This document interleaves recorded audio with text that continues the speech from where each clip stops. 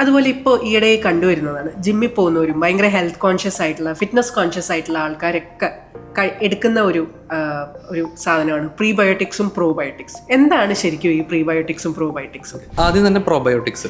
ഈ പ്രോബയോട്ടിക്സ് എന്ന് പറഞ്ഞാൽ നമ്മുടെ കുടലിൽ കാണുന്ന ഹെൽത്തി ആയിട്ടുള്ള ബാക്ടീരിയാസിൻ്റെ കൂടുതൽ അടങ്ങിയിട്ടുള്ള ഭക്ഷണങ്ങളെയാണ് പ്രോബയോട്ടിക്സ് എന്ന് പറയുന്നത്. ഉദാഹരണത്തിന് പഴങ്കഞ്ഞി, തൈര്, അതുപോലെ മിൽക്ക് പ്രൊഡക്ട്സ്, യോഗ്ഹർട്ട്, പിന്നെ അതുപോലെ പുളിപ്പിച്ച സാധനങ്ങളുണ്ടല്ലോ. ഇപ്പോൾ ഇഡ്ഡലി പോലെ, ദോശ, അതുപോലത്തെ പുളിപ്പിച്ച സാധനങ്ങൾ, ഇപ്പോൾ പിക്കിള്, അച്ചാറ്, അത് നാച്ചുറലായിട്ട് നമ്മൾ ശുർക്കയൊന്നും ഉപയോഗിക്കാണ്ട് ഉണ്ടാക്കുന്ന അച്ചാറ്, അതൊക്കെയാണ് നമ്മൾ പ്രോബയോട്ടിക്സ് എന്ന് പറയുന്നത്. അത് നമ്മുടെ കുടലിൽ നല്ല ബാക്ടീരിയാസിൻ്റെ ഗ്രോത്ത് ഇൻക്രീസ് ചെയ്യാൻ വേണ്ടിയിട്ട് കഴിക്കുന്ന ഫുഡ് ഐറ്റംസ് ആണ്.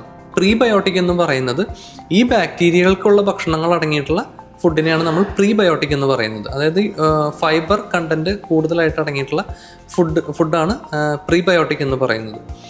പിന്നെ അതുപോലെ സിംബയോട്ടിക് എന്ന് പറയുമ്പോൾ ഈ പ്രീബയോട്ടിക്കും പ്രോബയോട്ടിക്കും, അതായത് ഈ ബാക്ടീരിയാസും അതിനുള്ള ഫുഡ് ഐറ്റംസും അടങ്ങിയിട്ടുള്ള സപ്ലിമെൻ്റ് ആയിട്ടാണ് നമുക്ക് കിട്ടുക.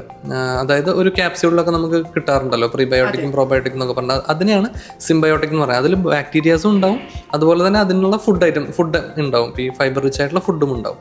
അതിനാണ് സിംബയോട്ടിക് എന്ന് പറയുന്നത്. അപ്പോൾ ഈ സിംബയോട്ടിക് ആയിട്ടുള്ള ക്യാപ്സ്യൂൾ സപ്ലിമെൻറ്റ്സ് കഴിച്ചു കഴിഞ്ഞാൽ കുറച്ചും കൂടെ ഫാസ്റ്റ് ആയിട്ട് അവരുടെ ഗ്രോത്ത് നമ്മുടെ കുടലിൽ ഉണ്ടാക്കാൻ സഹായിക്കും. ഇതാണ് പ്രീബയോട്ടിക്കും പ്രോബയോട്ടിക്കും സിംബയോട്ടിക് എന്ന് പറയുന്നത്.